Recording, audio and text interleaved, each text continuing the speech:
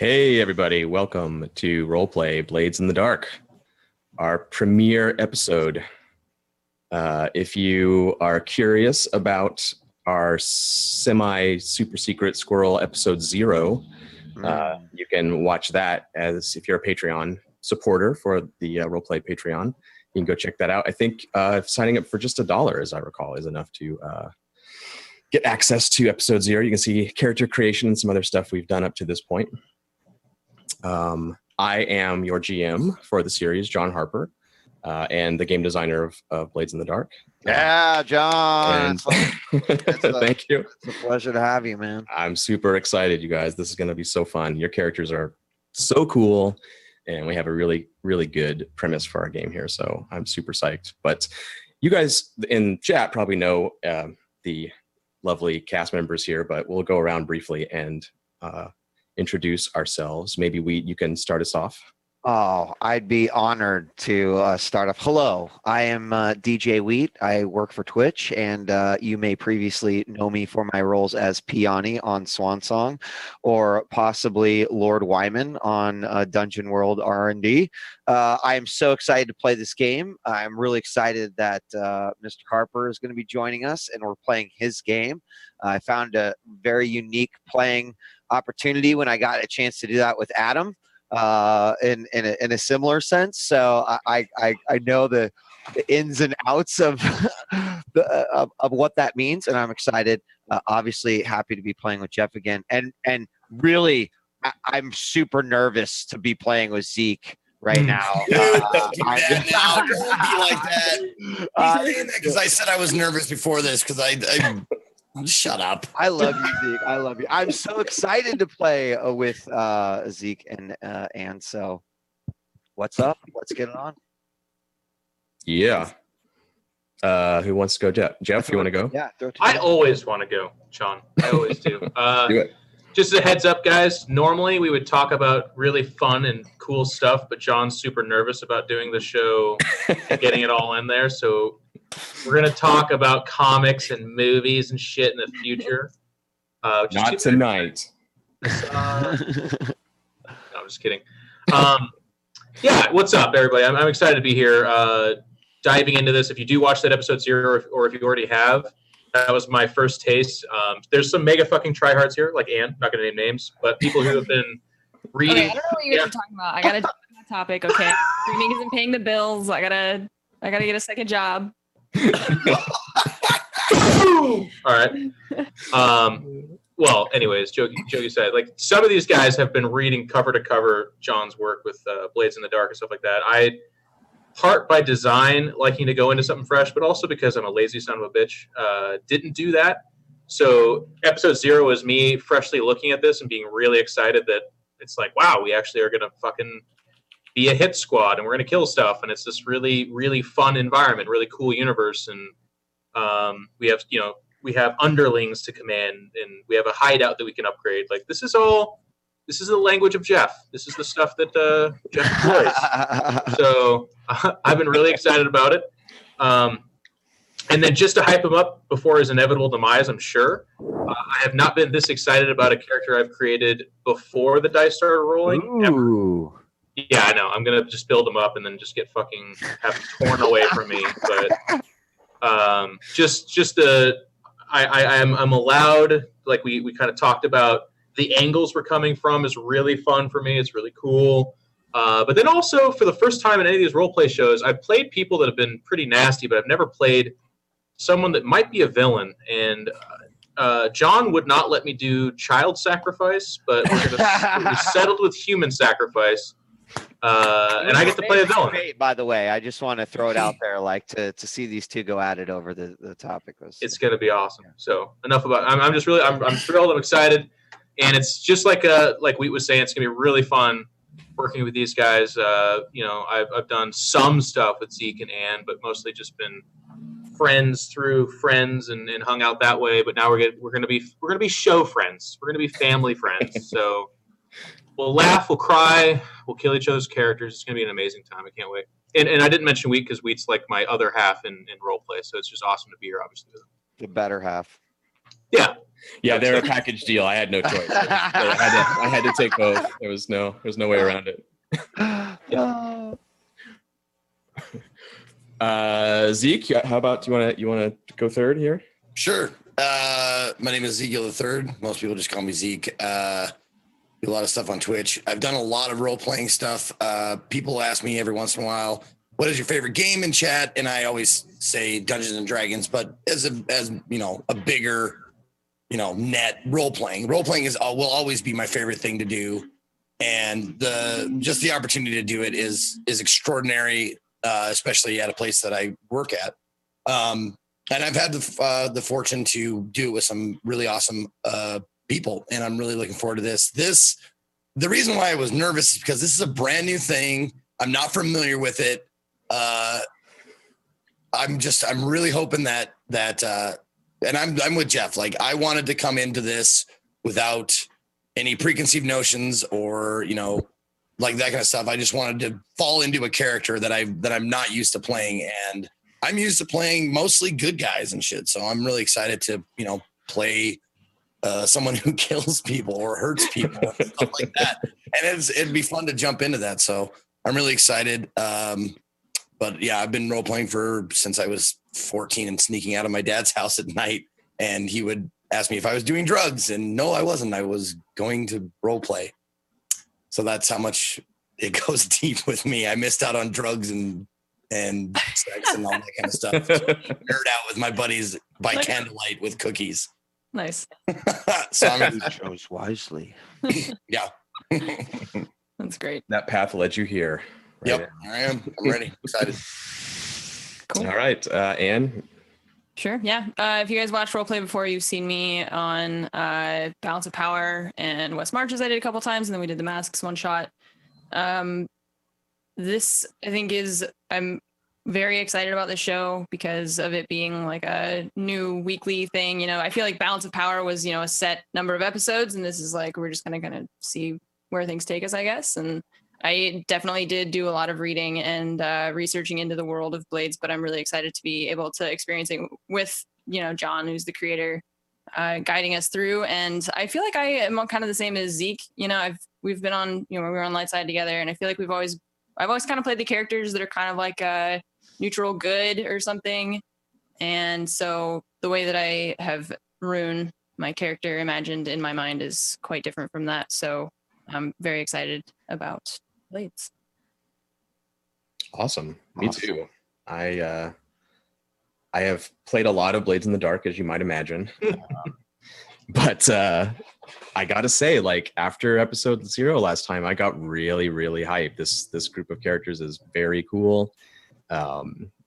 You guys are new to Blades, but you're not new to gaming, and you have very good instincts and techniques in terms of making characters that are worth all the trouble, right? We're about to spend hours and hours of our lives on these people, and they're all like very interesting and cool. So I'm very excited to bring you into the world of Blades in the Dark and see what you guys do, see who you kill, and how it goes. It's gonna be really fun.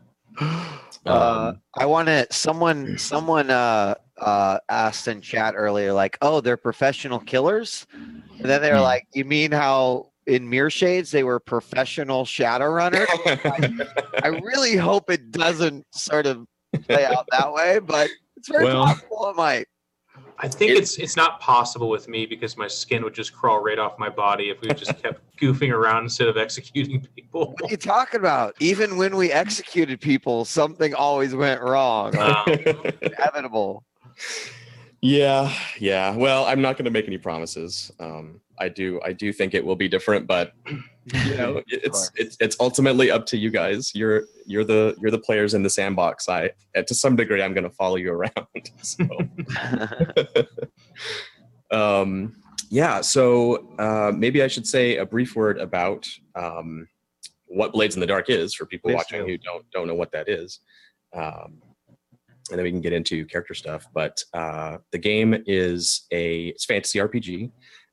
It's set in a kind of sort of Industrial Revolution era technology in a fantasy world. It's not Earth-like world of these shattered islands that all got brought together under the Empire a long time ago. The world suffered this horrible magical cataclysm 1,000 years ago where the sun got shattered and dimmed out, and the ghosts of the dead were freed from the underworld to roam around the world and possess people and do bad stuff. So these modern cities now all have these big lightning barrier walls built around them to keep ghosts out. And bodies have to be disposed of in special ways so that their spirits don't rise. And ghosts are kind of a problem in the game. The cities tend to be sort of haunted.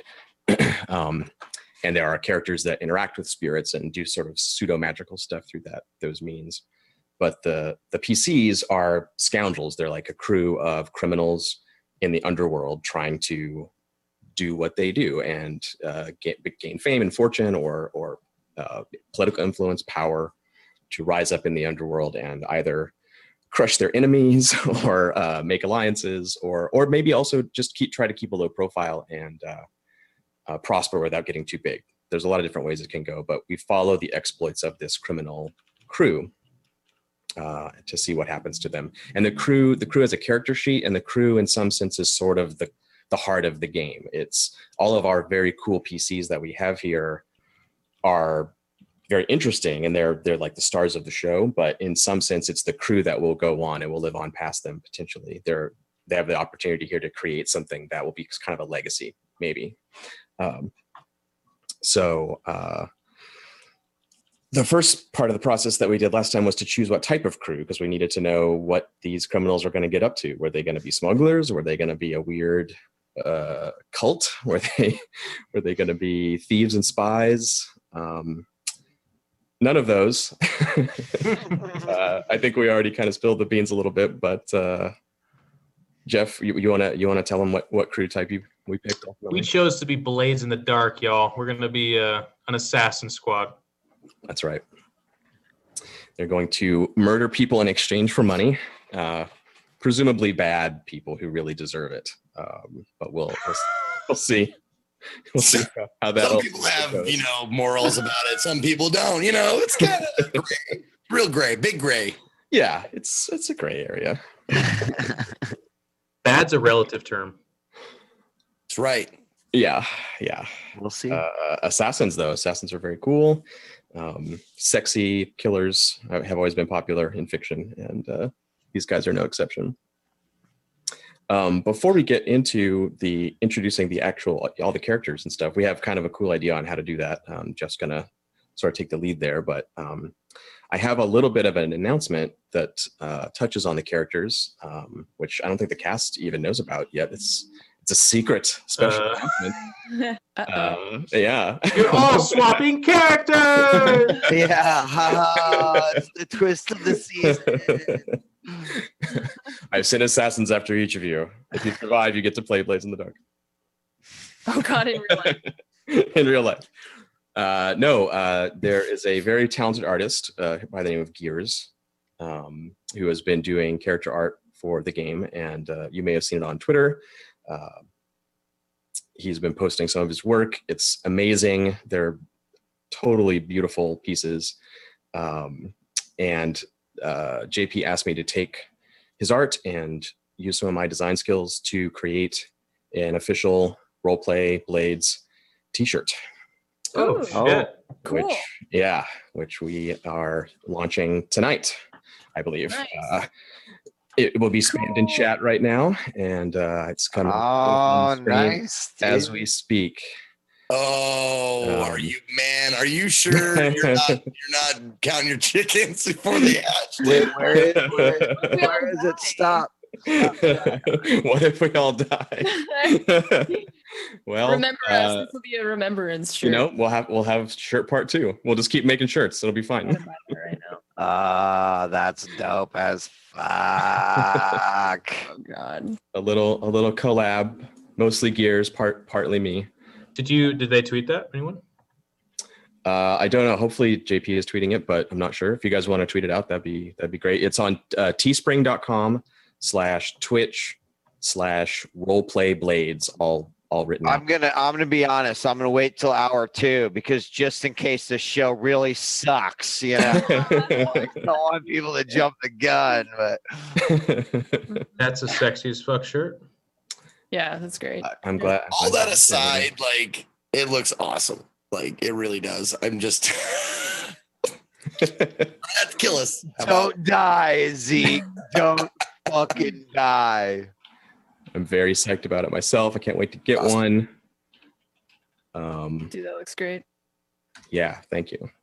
It turned out great. Gears are, I mean, it's very easy to make something cool out of that stuff, right? It's just beautiful. Yeah, he did an amazing job. The whole time I was watching him do my character art, and I was just like, she looks even cooler than I imagined. Like, I couldn't even imagine that much coolness. And then he another level. I was like, all right, sweet. You know, someone also asked, is there a chance of TPK on day 1? And it's like, honestly, doesn't matter because then that shirt is, you know, commemorative towards That's right. the character. That's right. It's like I mean, it's a fucking win-win, man. It goes up in value. Right. That's what I was gonna say. It becomes a memorial, the Blades memorial T-shirt. Yeah. Role play The looks back at realism those is we've lost in memoriam. Yeah, people asking in chat the characters there. If you haven't seen Gears piece before, it's Jeff's character on the left, and then in the middle, the big dude is Zeke's character. The woman in the hood is Anne, and then the far right is Wheat's character. So, or at least their faces anyway. And That's why I look like this. This is how I look on a normal day. Anne is cosplaying. She is the tryhard for the group right now. Everyone else got to raise their game. I'm just saying. Yeah, man. Well, when I heard you guys talking about stuff, I was like, all right, well, this is easy for me because all I got to do is put lipstick on and like that's it, you know. So. I was actually thinking that when Gears was drawing your character, I was like, Anne can cosplay as her character. Everybody Totally. else, I don't know. It's gonna be Man, a little. just you wait, all right? Just you wait. I'm very much looking forward to DJ Academy. Black eye contacts, some white paler skin. I got that going actually. Yeah, I think maybe you could do it. Zeke can put on 100 pounds and just like really Yeah, 50. just. I'm pretty big as it is. Like I put on that white shirt. I had like a pinstripe jacket and a white shirt, and I couldn't fucking button. So you were cosplaying. Now it's just like your character. You can't button his collar. All right. Shirt hype over. Let's get real. Let's get role playing. What do you say? Yeah. I'm ready. Yeah. So we're gonna do some pseudo special character intros here. I'll kind of paint the picture a little bit, and then we'll kind of hand off to Jeff a little bit and do these as little scenes. I don't want to like give away too much here because I'm sure it'll come out as we're going. But essentially, Jeff's character. In fact, maybe a good thing to do. Maybe you can introduce your character first, Jeff, and then we'll do the little scenes. But Sure. Jeff's character is the person who has caused this group to come together. They're the I don't want to say mastermind necessarily, but the impetus for the group to form. The recruiter maybe is a way to look at it. So. Jeff, who are you playing? Who is your character for Blades in the Dark? All right. My character his name is Carolus Firm. A little bit of a different name. I can't even tell you where I thought of the name, to be honest with you. There's a chance that I've encountered some other name named Carolus and it's in my subconscious, or I just thought it sounded cool. It's kind of up for you guys to, I don't know, decide, I guess. As far as I'm concerned, Gears art is canon. That is exactly what I was thinking of him. He's an athletic, average height, above average a little bit, like 6 foot, 6'1", something like that, but not particularly super amazing. But athletic, pale white skin, almost translucent.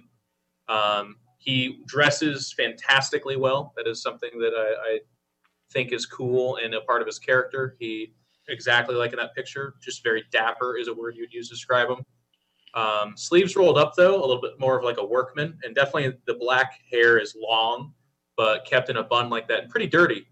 Well, I say dirty, but like messy, I guess is the better way to describe it. So a little bit counter to what you'd expect from a guy that's dressed immaculately well. You can see like almost glowing, kind of vibrant red swirly tattoos on his forearms. Whether there's more of that or not, we don't know. And then what immediately leaps out about him is he has depthless black fucking eyes, which is not normal necessarily, but it gives you a hint to the fact that he's probably Tyrosi, isn't it? Or Tycosi? Tycherosi, yeah. Tycherosi. Yep. Half of both. Yep. So he's Tycherosi, which are a mysterious people believed to perhaps be demons or related to demons, some kind of connection to that. It's not necessarily known one way or the other, but it is known that they're foreign, that they're weird, and that there's usually some kind of identifying marker that makes them a little bit different than your typical human. For him, it is the just completely black, depthless eyes. He also has sharpened teeth, and the only reason you can really know that is because he's never not smiling. It's not necessarily a toothy big grin, but it's always a smile. It's in it. It just rubs you the fucking wrong way. It's every kind of bad smile there is. But that's the character. It's a little bit of where he comes from, and Awesome. just the way he moves, the way he kind of interacts is very demure, very much so as he's dressed. Very, but also just off-putting. Everything about him is disturbing. You don't feel comfortable around him at all at any moment. Nice. And he is a cutter. That's the type of character that you chose. The violence and intimidation character type, which I think will play into Careless's persona rather well, I feel. Yeah. So Careless Firm has traveled from far away over the sea, far to the north where Tycheros is. It's not quite a mythical place. It is real. People know that it's real, but no one ever really goes there. People from there are very unusual. Like Detroit. Yeah, it's just like Detroit. Damn. Never been. I'm just kidding. And we don't know yet. Mr. Firm is a man of mystery to some degree. We don't quite know. Well, maybe we sort of know, but it hasn't been revealed yet why he's come to Duskwall to seek his fortune, but that will come out in play. But we do know that he has a connection to a noble lady named Iramina. Lady Kinclaith is her family name. What's her name? Iramina Kinclaith is her family name. Yeah. She's when you choose your crew in this game, you choose kind of a favorite or a contact, like a person that the crew has a close connection to. And Lady Iramina, the vicious noble, is who the crew players decided to pick. So she and that is written down on our crew sheet, right? Yeah. It should be anyway. She and Careless Firm have some kind of connection that brought him into her life and vice versa. And after that, Careless decided to recruit a crew of assassins. And so rather than simply just telling you that they've been recruited, we thought it would be fun to do some flashbacks and go back to the moments in their lives when Careless Firm came into their lives and attempted to recruit them for his cause. So, Jeff, why don't you take over and choose your target and let us know. Before you do that, I have the Assassin's Crew sheet, but it is blank. Oh, yeah. You have to choose the right tab. Click over to character sheet on the top tab there. Yep. And then it might say playbook on the screen right now. Oh, there it is. Okay. If it does, then not the Assassin's Crew sheet. Okay. So that's the exactly. Yeah. The Assassin one is like the one from the book. Don't mean to interrupt. I just want to get all my facts straight. No problemo. No problem. Cool. So I think, guys, the feel of this, the aesthetic is very much so like a vignette style. We're kind of talking about this pre-show, but just this is a flashback. This is how they all kind of came together. And I think the first one is we're gonna see how Careless and Rune came together. And Anne, please describe everything about this situation. Cool. Should I also just go and describe my character like Jeff did? Yeah, totally. Great. So Rune is the youngest one of the group. She's my character type is the Whisper, which is the like arcane adept spirit channeler person.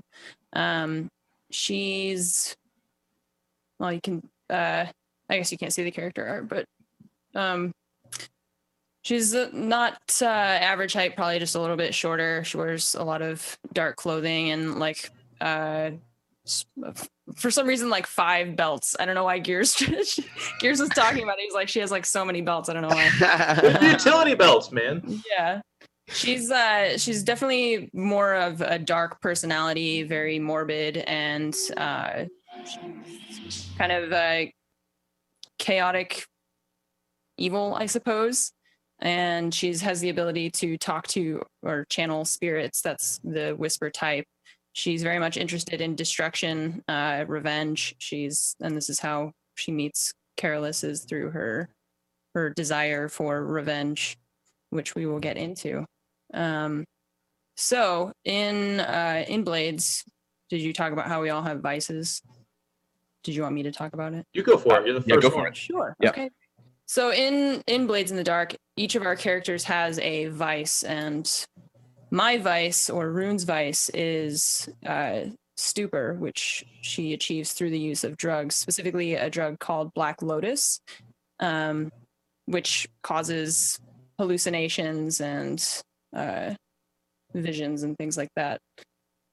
So I suppose then I am walking into this tavern, this kind of dark tavern called was it the Leaky Bucket in Crow's Foot, which is a district of Duskfall. Oh, my character also is a native of Duskfall, which is the like main city in the main place, the main like island that we're on. She doesn't really have a family. I don't know how much we want to get into like backstory and stuff, but she doesn't know who her parents were. She was raised by a tavern owner by the name of Christoph, who worked on the docks. And that is how she came to know or came to meet Martin Gull. And Martin Gull is the, I guess, the owner of the Leaky Bucket in the Crow's Foot. So I walk into the Crow's Foot, or into the Leaky Bucket, and kind of look around, and I see some of the usual faces, mostly, a lot of dockers and dark people, just kind of, drinking and general merriment. And I walk back over to the kind of back area where there's like one of those doors that flips up out of the tavern, and I just kind of let myself in because I've been here, 100 times, and I know everybody and everybody knows me. So I just walk into the back room and I go into the like manager office expecting to see Martin. And instead I see Mr. Well, I guess we haven't met yet. I don't know who you are. So I see this guy standing in front of me and I just say, all right, who are you? So yeah, I think she walks in the manager office, and it's like typically, like you said, there'd be that guy there, but instead I'm kind of sitting behind the desk and I have my feet up on the table, and I see you, and I perk up and stand up. Very jerky, like very herky-jerky movement, kind of almost like marionette-esque, and I kind of come over the door and... You're creepy as fuck, Joe. Yeah, and guess what, bro? I could turn a light on in this hotel room, or I could pull my face away from the webcam. Doing neither of them. Creepy as fuck. But I see you, and I like swing the door open, and it's a little bit of grandiose, like the door goes flying open inappropriate, like hits the wall, and I just kind of look at you for a second, and I'm like, Rune, it is so nice to see you. It's so finally nice to finally meet you. I don't think we've met. No, of course not. I am Careless Firm, and we are going to be very good friends. Very good friends indeed. May I shake your hand, please? Careless was what? Firm, darling. You got to keep up. It's Firm. Careless Firm. Okay, where's Martin? Martin. No, not now. Not yet. But please shake my hand. It's out there. It's getting cold. And I kind of like slowly lean forward, and I extend my hand and I take his and shake it. I shake your hand and like, again, never stop smiling. Eyes never close. And then I pull back and I go, yes, that is exactly how I thought it would go. If you could come in, please. I have so much to tell you, so much to talk about. Rune, it's so good to meet you, finally.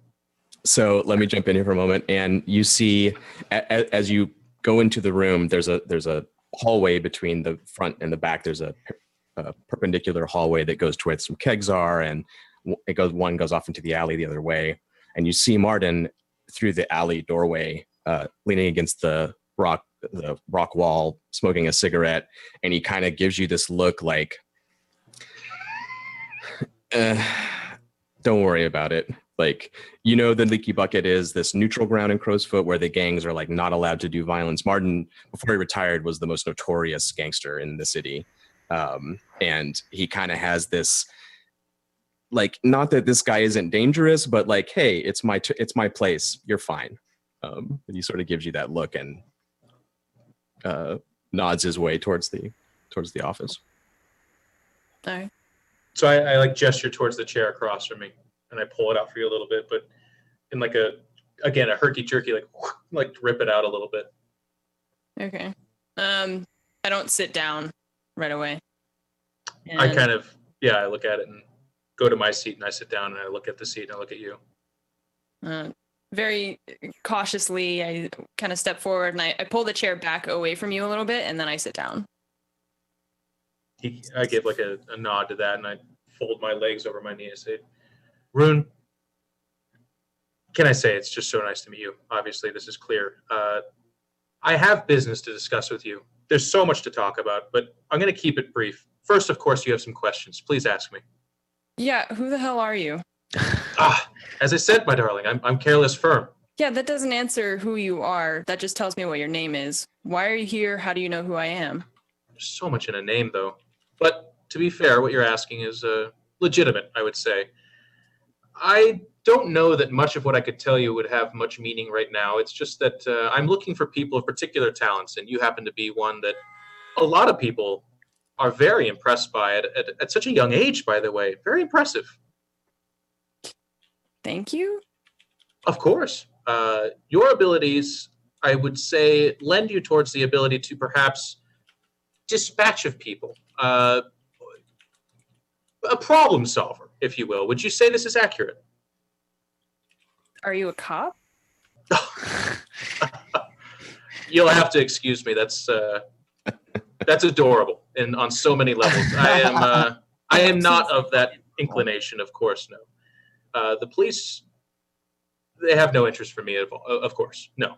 I am not. I come from a distant place. Have you ever heard of what's the name of the town, John? Tykeros is the island you're from. Have you heard of Tykeros? Yes, I have. It's exotic, beautiful, wonderful place. We should go there sometime. But again, to the point, you have the abilities that I've been looking for, and I have something that you want. Do you know what that is, Rune? No. You do. You just don't know that I know it. But I'm being a smart aleck, and I can do that sometimes, and I do apologize. His name is Lord Spurlock. What if I told you, you help me, I help you, and you have him? You can help me with Lord Skurlock. Darling, you must keep up. This conversation has to move at a much faster pace. Yes, I can deliver unto you, Lord Spurlock, and you can make him something he's currently not. And you're not a cop. No, of course not. I dress far too well for that. What do you need me to do? There it is. That's the important question. It's the first good one you've asked so far. What I need you to do is to help join me and a few others that I've had my eye on in getting rid of a group of people, a list of them, all of which deserve it, of course. I would never have you... Well, it's... The people... it's a list of people, as I said. And we'll be working together. We'll be friends, even. You could think of this as a social opportunity. Then we're not going to jail. Oh, heavens no. If we go to jail, we've failed quite disastrously. And that would be most bad, I would say. Jail is not a good place. We're not to go there. And I can tell you I have Lord Spurlock at my disposal for you. I will help you obtain him. Yes. Do I still get Black Lotus? I was wondering if you would say that. And rips out the drawer that's underneath and like grabs whatever her normal dose would be. It's like 3 of that. And he like puts it on the table and shoves it across with one hand and says, I would never get between you and these. Well, they're not quite vegetables. What are they? It's like a fungus, but that comes with too much negative connotation. I don't like it. It's this. You. It's for you. So I slowly kind of reach out for the, I guess, packets of Black Lotus, and I pick them up and put it in my like little satchel on my side. He smiles like really pleased with himself when you do that, and he doesn't have fucking pupils to gesture with, but he kind of looks at you down his eyes a little bit and is like, darling, you don't have to wait. Go ahead and have a little bit for Pete's sakes. If we're not on an even level, how can we even trust ourselves? That's okay. I'll wait till I get home. If you insist. I understand some things are private. I myself like to do things in private sometimes as well. Can I then trust that you'll be with us? I would give you the location of where we're to meet, and you can meet the rest of the group. Yes. Rune, this is going to be awesome. This is going to be something special, I can just tell you. And again, I'm not a police officer. I dress way too well for that. And he kind of stands up, and he again looks just so fucking pleased with himself as he kind of looks down at you and like brushes the side of his pants that have no dirt on him at all and reaches out his hand and says, Rune, I must insist we shake hands one more time. And I just cautiously again like shake his hand very kind of awkwardly, like unsure of myself. He like nods and shakes your hand and then like drops your hand again abruptly and puts his hand at his side and says, now Rune, I have a busy day ahead of me and you have to go get high. So I will say goodbye to you, but I will be I'll make contact with you again and I'll show you our new home. It's gonna be great. Okay. Sure.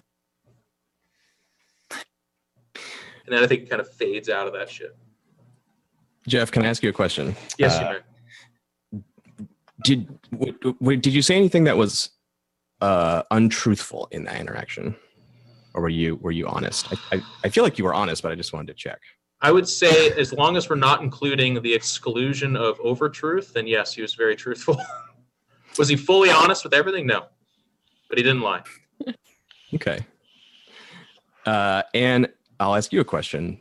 Did Rune feel in that interaction that she was being manipulated or deceived in some way, or do you just think this guy's a weirdo? She's kind of unsettled by him, and she's not, that's why she was checking, like, are you, am I going to get in trouble for this? But the second that he said Lord Skurlock, that's kind of like a in her mind, like a switch that's just like, okay, now you have my attention. So she's very interested, but also just kind of, she doesn't have good experience with strangers. So she's like, okay, I don't know what to think. Okay, cool. Nice. All right. Yeah. Fade to black on the first vignette.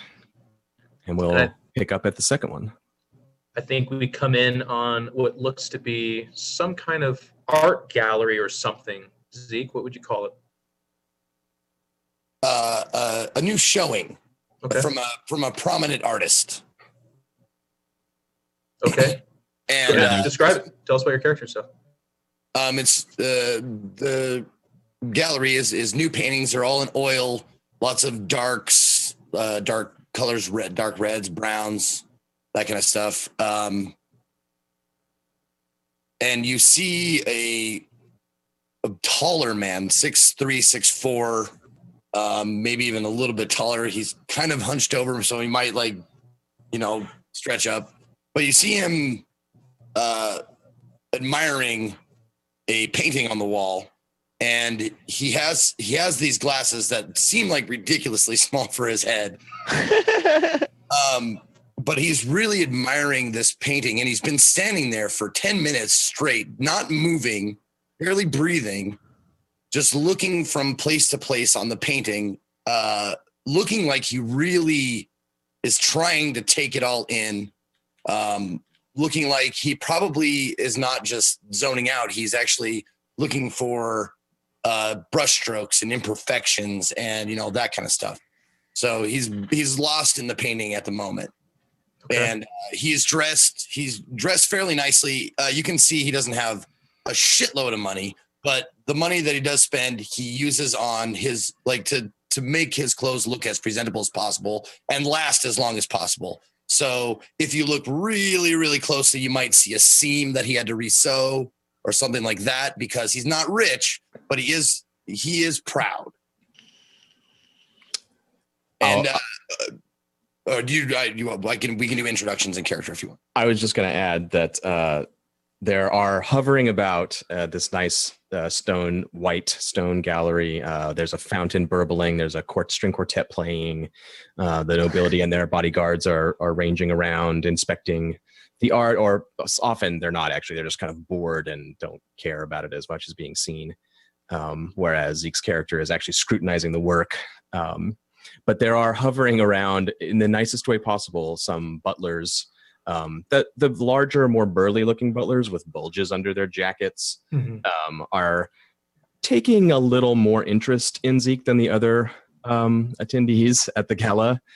He fits in as well as he can, but to high society, he looks like he's just walked in out of the gutter and is probably about to pull a painting off the wall. So they're being very polite about it, but they're all kind of within reach of this huge man looking closely at their artworks.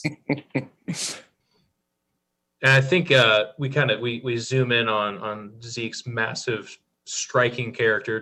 But what's so abstract about him? He's got these little fucking bifocals or little glasses, and he's just staring at the painting.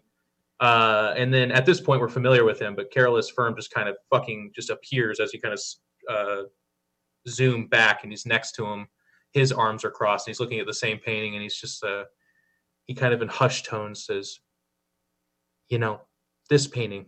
It's beautiful. The texture and other things that people like about these kind of things, it's just all there. You can see it. But to me, Aldo, the true art in this room, it's not on the walls. It's you. You are statuesque. Has anyone ever told you you're statuesque? You know what? I'm sorry. My name is Careless Firm. May I please shake your hand? Well, I see you know my name. I don't know how you got it. I'd imagine from the proper channels. Maybe Yes. People I've beaten up, or maybe someone who saw me at the theater. But I don't know why you have my name. But you do. Now state your business so I can go back and look at this. Are you a fan of Brant's? This is Brant's work. It's his new stuff. It's very visceral. Visceral is a fantastic word, although I must insist that you first shake this hand, but also that we move the conversation at a quicker clip. There's so many things that have to be discussed. And, well, anyways, yes, I do know who you are. I, of course, understand this to be through the proper channels. I will explain all of that, but first, please shake my hand. You seem very insistent upon that. He, looks at his own hand. He's just, looking at his hand right now. Yes. Totally normal. There must be a reason for that. Now, I might look like I don't know shit from shoe shine, but I'll tell you, I've been around. Aldo, I assure you, the reason I'm approaching you is because your talents, your ability, your gracefulness at the art that I'm about to describe for you is so beautiful and important. I really have to insist, it is most distracting now. We haven't shaken hands just yet. It's chilling, really.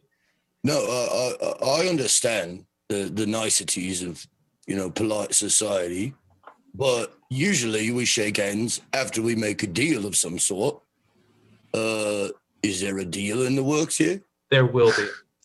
Where I come from, it's the beginning and the end. It's book-ended, if you will. It's a beautiful way to just nicely compartmentalize it. If you could just once, and I'll explain everything, I promise you. That's the deal. That's the deal. You shake my hand and I'll tell you everything. Something tells me I'm not going to like you. All right. Just know that after I shake your hand, if something wonky happens to me, I'll take the other hand and crush a pretty smile with it. I would be disappointed if you didn't. All right. And as you shake his hand, he like he breathes out for the first time maybe in the whole conversation. He's like, Aldo, that is exactly how I envisioned it. And he takes his hand. Can I ask a quick question, Yeah, go ahead. Aldo, your fists, your hands, your mitts My mitts, yeah. can crush bones. What's the handshake like? It's surprisingly gentle. It's like shaking hands with the rock biter from Neverending Story. Nice. Like he'll be nice. He won't crush your shit because he doesn't. You just look at him and you know he can't. Yeah, it's obvious. Yeah. And as you do that, out of the corner of your eye, you notice one of the butlers was getting very concerned that something was about to kick off, and you see them kind of suddenly get interested in something else and turn on their heel and veer off the other way. Gotcha. And I think again, I disengage the handshake, and my hand like shoots down to my side, very herky jerky. But I take a minute and like my chin lowers, and I just kind of smile to myself, and I like, and I look at him, and I go, "That was not so bad, right? 1 second, please." And he like turns, and there's someone who's like no one's near us, but someone's like 12 feet away. Maybe it's not even one of the butlers. It's just like it seems really out of place. But he's like, "We're just looking at the art. We'd like to be left alone." And they're like, like not even a part of it all. He's like, "Don't be rude. Just don't." And he kind of looks back at you. He says, "Look, it's so nice to meet you. As I said, I am putting together a group, a consortium of sorts, individuals that come together to form something bigger. And they're going to do jobs. I call them jobs because there is payment, there is an exchange, it is business, as you had said. But really what I'm describing is... If I may stop you right there. You may. I've been in a gang before, and I've done things for money before. So if you could just get right to it, we'll cut out this... Aldo. Listen, a gang is disorganized. It's gross. It's filthy. It's childish. It's not even of the hemisphere of what I'm talking about. For instance, you had said you like this Brandt painting. If we were to describe what I'm offering, that one, that is the one. Yes. Right. We would be describing so much more intricacies that go into this and things that people like about it. If we're talking about a gang, we're talking about milk carton depictions of people that have gone missing. It's not even in the same place. Look, I have some other people with me. I need you. I need you because you are to this gallery what this painting is, as is to a gang what someone with brass knuckles would be. It's just neither here nor there. And I'm sure you have so many questions already. Please just ask. So what you're saying to me is I'm to be the negotiator for further dealings with this gang, or pardon me, with this group that we're going to be a part of, and you'll give me compensation. Is that right? There'll be compensation. Yes, of course. But I feel like the reason why you are going to join this group of friends, really, honestly, that's what we are, is because I can help bring you closer to the person that has been keeping the book away from you. Now, I know this is going to just tickle your fancy. And you see him like get real, like his eyes get real thin, and he kind of backs up a little bit. You might see a little bit of tenseness, like as you tense and back up, I lean in and go, and I think you're gonna like me.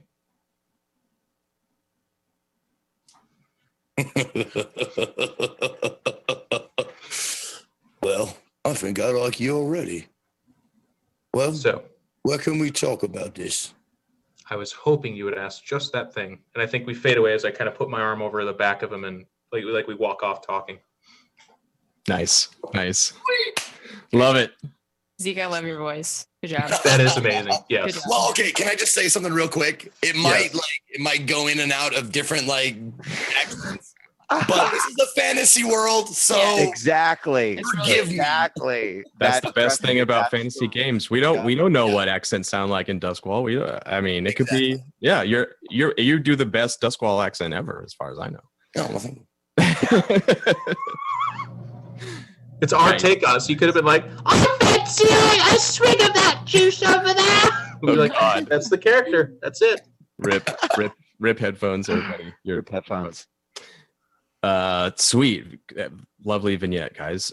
We got 10 minutes before our break. Let's do the last one with. Let's do it. Wheat. Yeah. All right, so we zoom in. We've come fading back into the last member, and Wheat, if you could describe everything for us, baby cakes. Yeah, so we're in a gambling house. We're in a gambling den, and it happened. Where are we meeting again? I wrote it down. Your choice. Tychorus, right? No, that's the city I'm from. Where are we meeting in?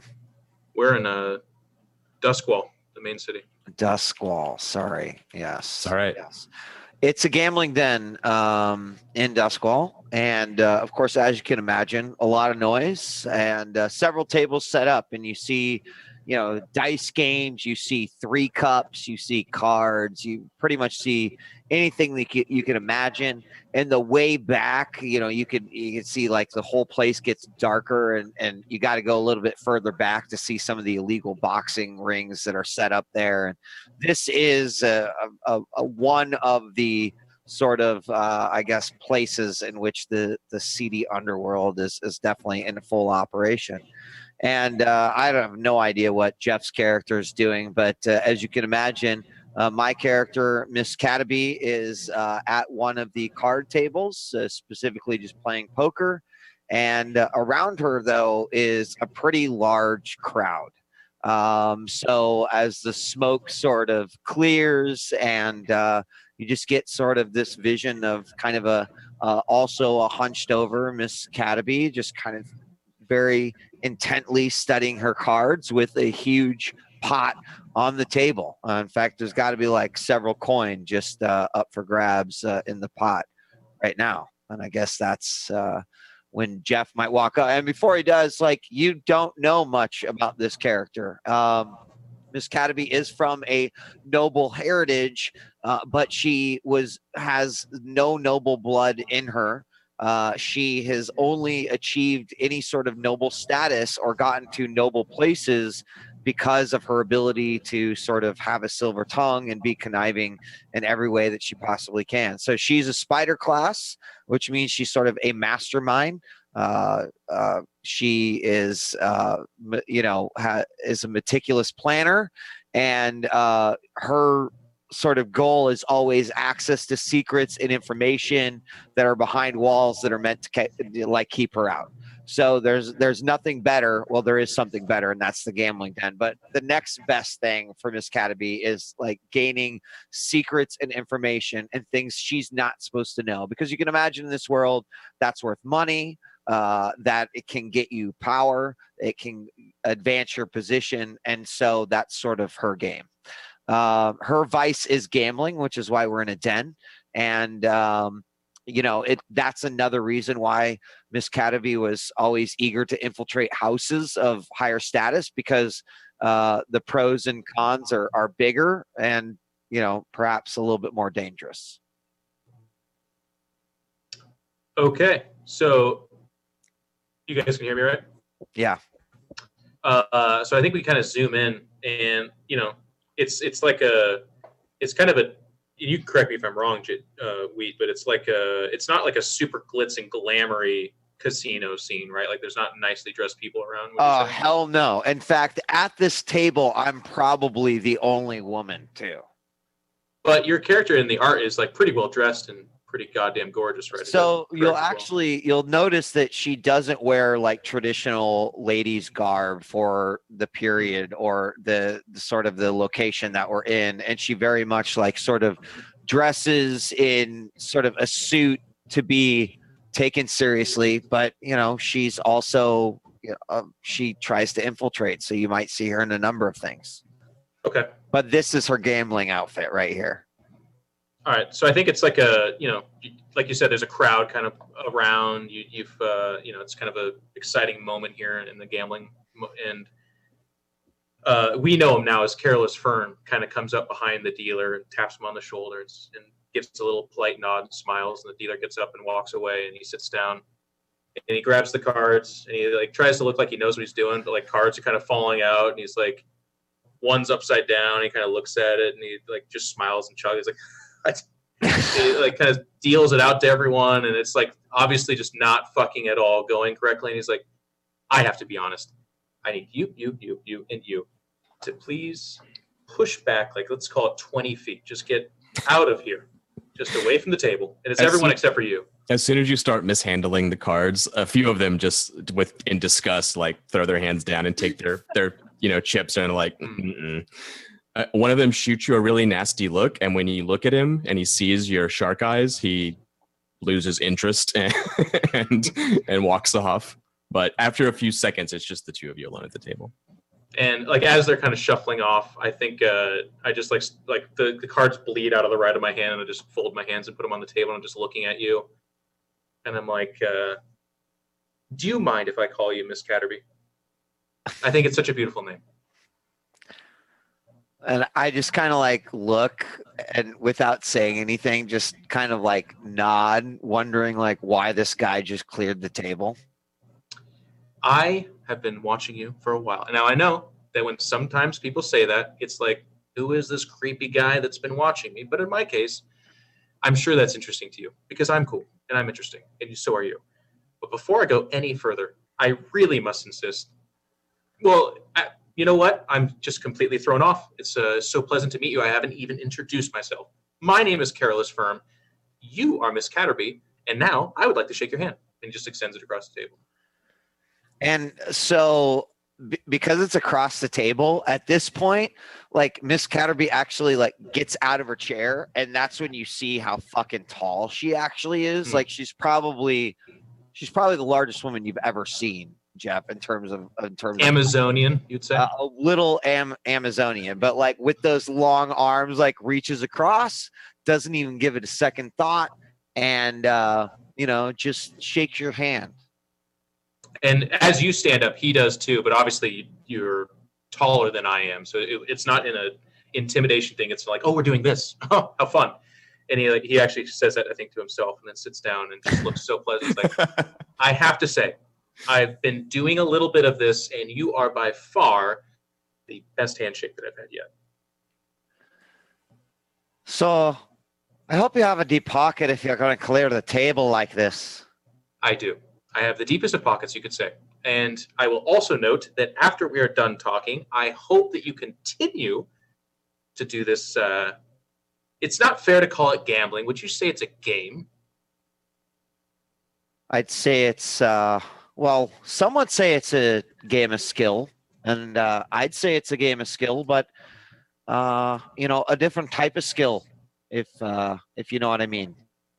What a way to describe that. You have segued so nicely into what I, too, am going to describe as a game of skill.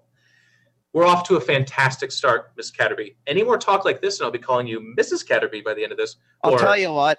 Oh, go ahead. I had one goal tonight, and I got a debt with this house that I mean to clear.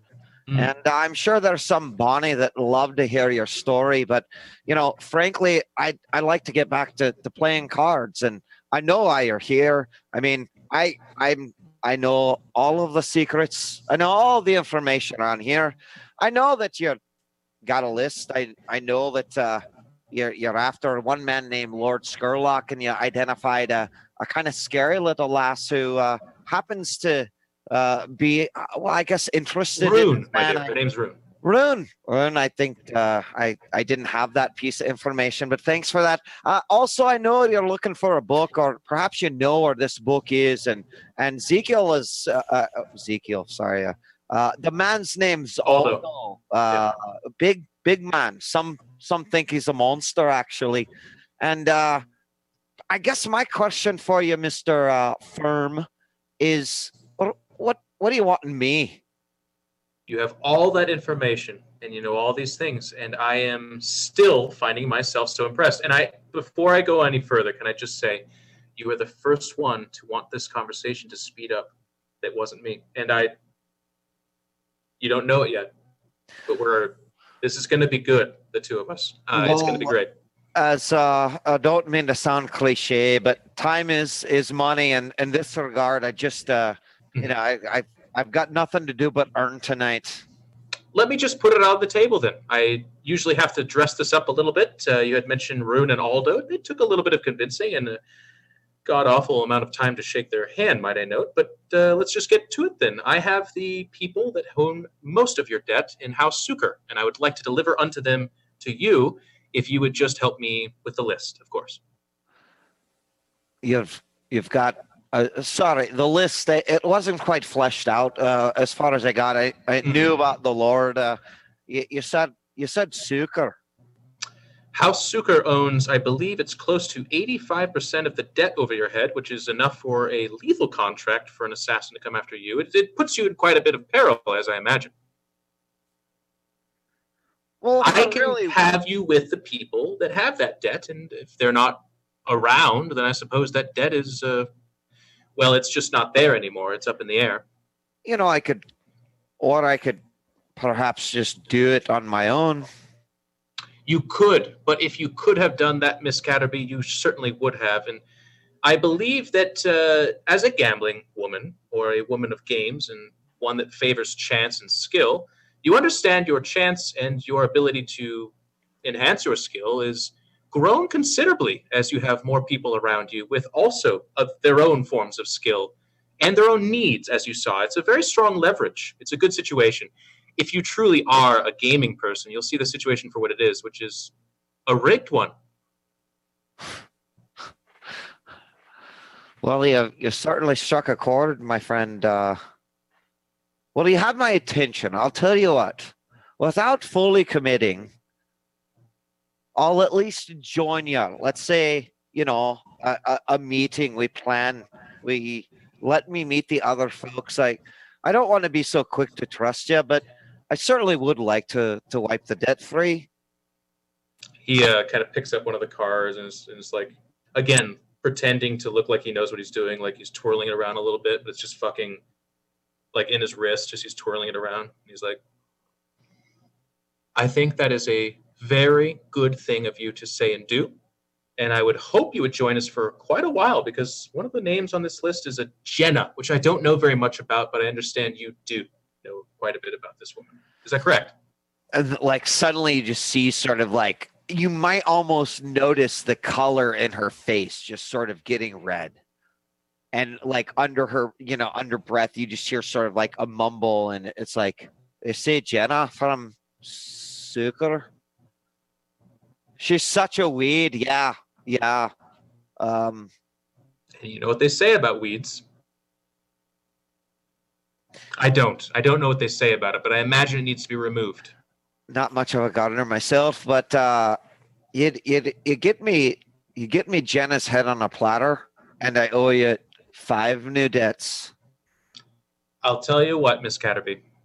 If I were to get you Jenna's head on a platter, you would owe me all the debts. But if you could join us and we could work together to get Jenna's head on any number of different kinds of plates, well, then there would be no debt to be owed. You would be free of debt. And honestly, Miss Catterby, and he kind of stands up and, again, herky-jerky kind of like truffle shuffles over to you. Like he walks very, very rigid and very quick, gets open right next to you and leans in and is like, it's the debtless life that we want to lead. That's the one. Be free of all debt, free to gamble, free to accrue new debt. I what you do at that time is your own, but let me help you get free. All right. Listen, you know, you sound like my paw right now. It just, you know, I hate to tell it to you, but you know, you erase one debt and you pick up another. But I'll tell you what, the time in between is certainly something that I'm in desperate need for. So I will attend your first meeting. I wish to meet Aldo, the monster, and Rune. I guess the monster also. Well, okay. I don't know that they're necessarily going to be called the monster. Aldo is the monster. I'll join your meeting of the monsters, and we'll see where it goes. Well, that's very nice of you. This is where we're meeting. And he drops a card that has the name of the library on it. And that's when we fade away. Into the dark. Dude, that's fucking awesome. I love it. You already calling me the monster. Oh, hurts my feelings. That was fun. That was fun. Nice move on knowing the list already, Wheat. That was dope. Yeah. Thanks. Being the spider, man. That's perfect. That's right. That's your bag. All right, everybody. I think it's time for our first break. So we will take a short recess and we will be back with hour 2 of Roleplay Blades. See you then.